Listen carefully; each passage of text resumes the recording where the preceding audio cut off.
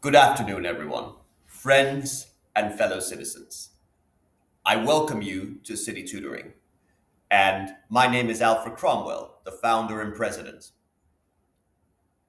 I must admit that it was not easy for me to make this speech.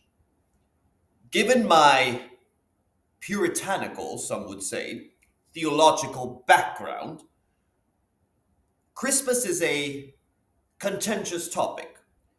Some of you who know history might know that the Puritans for a while banned Christmas celebrations in the Plymouth colony, and also our Puritan forefathers in England banned it for a while.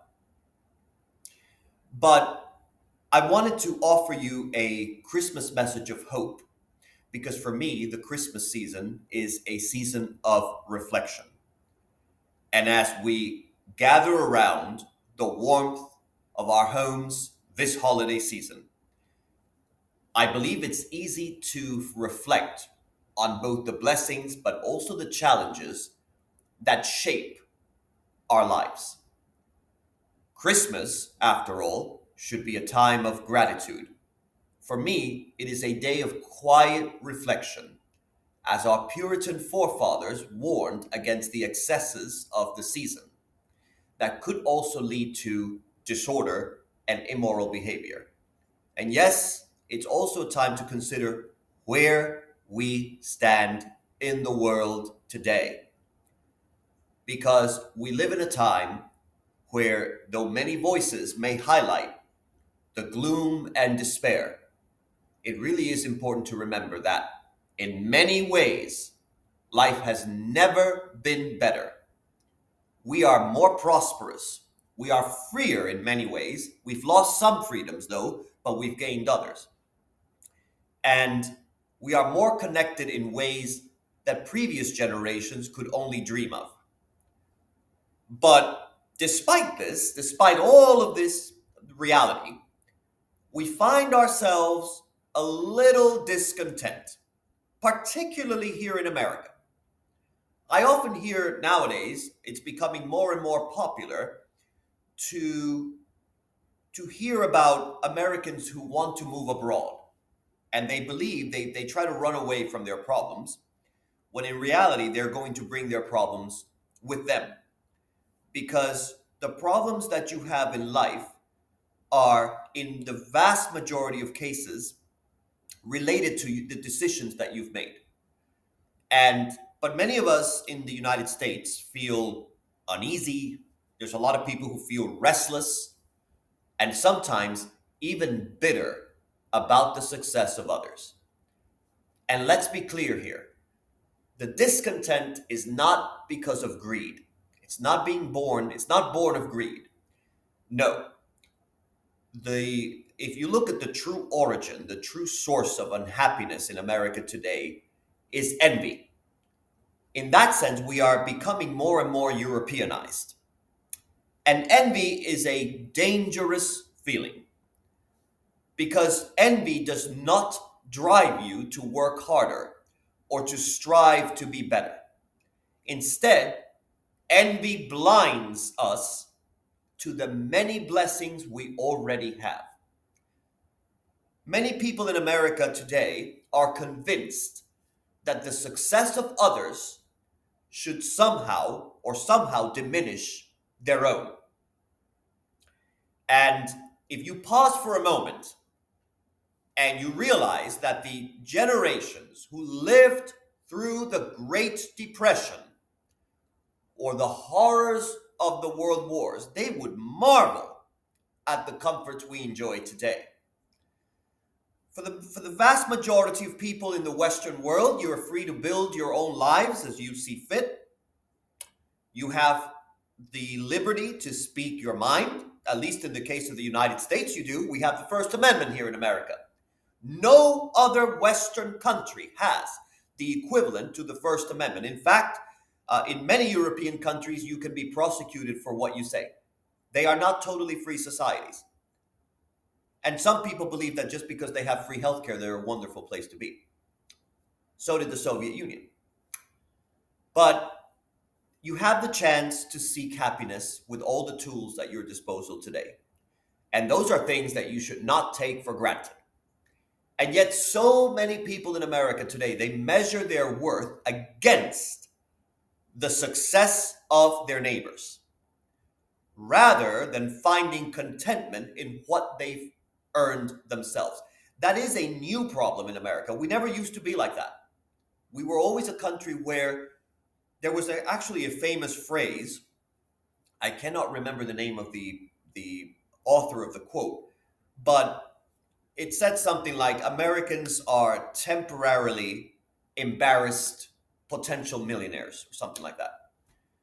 So, but today the tables have turned. And I believe the deeper problem lies not in material wealth, because you cannot really speak about truly poor people in the Western world. I'm sorry if you don't like what I'm saying, but that is a fact. No one in the Western world today is objectively poor when it comes to material wise. Some people have more than others, of course, but you cannot speak of true poverty in America today. And I believe the deeper problem lies not so much because of the lack of material wealth. Some people might not have a mansion, of course, or you might not have the land that you want, but it has to do with the breakdown of relationships.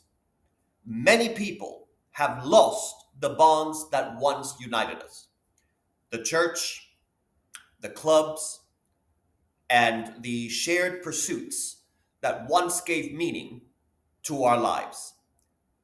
Instead, many Americans today find themselves disconnected, even in a world so filled with technology that has also brought us closer in many ways. You know, back 20 years ago, I could not make this speech unless I were on television. And of course, even if I were on television, chances are that the majority of the people watching the channel would be Americans. It wouldn't be, nowadays, I don't even know. I probably have people from, I know for a fact my YouTube channel is watched by young men and women all over the world. The other day, I had a message from Saudi Arabia. Can you imagine that? Beautiful. Saudi Arabia, as far away. I've had messages from people in Africa. That would not have that would have been unthinkable 20 years ago, even 15 years ago, maybe.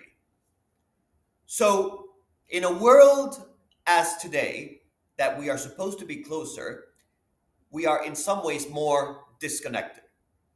And this, I believe, is a root cause of much of the discontent we see today. So, what is the path forward?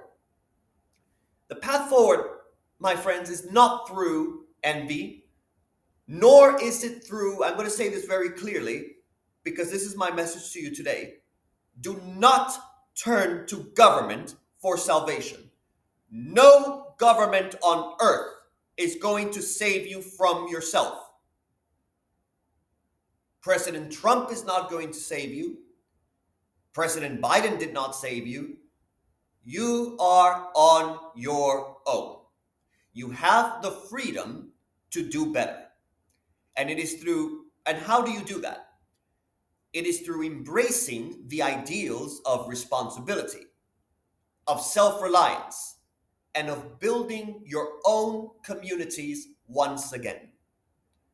Because once you recognize that true freedom and the happiness it brings, it can only be realized when we take responsibility for our own lives.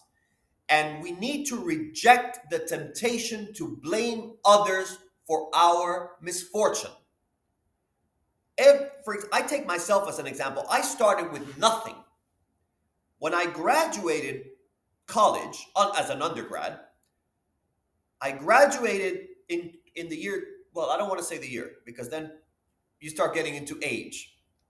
But when I graduated in New York, back at Columbia University, when I did my undergrad, I had nothing. Everything that I've been able to achieve in life has been through self-reliance.